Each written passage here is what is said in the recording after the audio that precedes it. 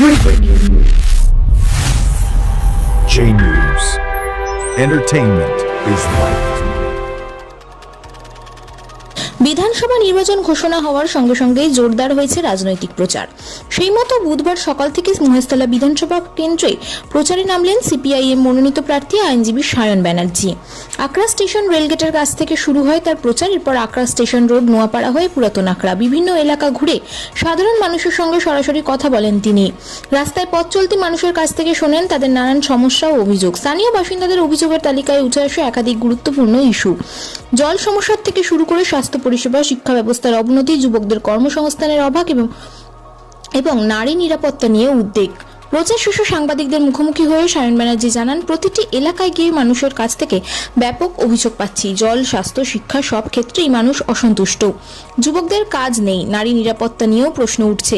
একই সঙ্গে তিনি রাজনৈতিক মন্তব্য করে বলেন, কেন্দ্র ও রাজ্যের মধ্যে আঁতাত রয়েছে বলেও অভিযোগ তোলেন তিনি। তবে জয়ের ব্যাপারে আত্মবিশ্বাসী সিপিআইএম প্রার্থী। তার দাবি, এলাকায় প্রচারে নেমে ব্যাপক সাড়া পাচ্ছেন এবং তিনি 100% জয়ের বিষয়ে নিশ্চিত।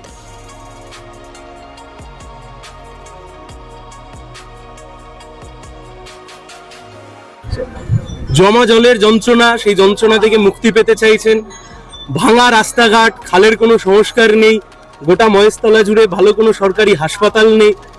সবগুলো হচ্ছে লোকাল ইস্যু। এর বাইরে গোটা রাজ্য জুড়ে যা যা ইস্যু আমরা বলছি, বেকারত্বের যন্ত্রণা, কম বয়সীরা চাকরি পাচ্ছে না, সরকারি শূন্য পদ, এসএসসি পরীক্ষা প্রহসনে পরিণত হয়েছে, নারী নিরাপত্তার প্রসঙ্গে, কম বয়সীদের চাকরির প্রসঙ্গে, শিক্ষা ব্যবস্থা লাটে উঠে যাচ্ছে, স্বাস্থ্য ব্যবস্থা লাটে উঠছে। এই সবগুলো একসাথে মানুষ অভিযোগ করছেন, এগিয়ে আসছেন জনসাধারণ।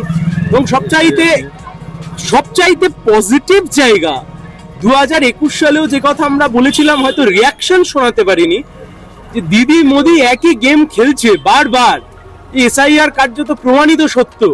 এর আগের বিভিন্ন রকমের বিভিন্ন সময়তে যা যা চোখের সামনে এসেছে, আজকে বাংলার মানুষ বুঝতে পারছেন প্রত্যেক কটা ক্ষেত্রে, প্রত্যেক কটা জায়গাতে, কি সে ওয়াকআপ সম্পত্তির হোক, আইন তৈরি হোক, এসআইআর হোক, অথবা ভয়ঙ্কর মূল্যবৃদ্ধি হোক, সামগ্রিকভাবে সব কটা বিষয়তে মানুষ এগিয়ে এসে আমাদের কাছে অভিযোগ করছে। প্রচারে কেমন সাড়া পেলেন? দারুণ ইতিবাচক সাড়া পাচ্ছি, দারুণ ইতিবাচক সাড়া। শুধু একটাই কথা বলছেন, আপনারা এগিয়ে যান, আমরা আপনাদের পাশে আছি।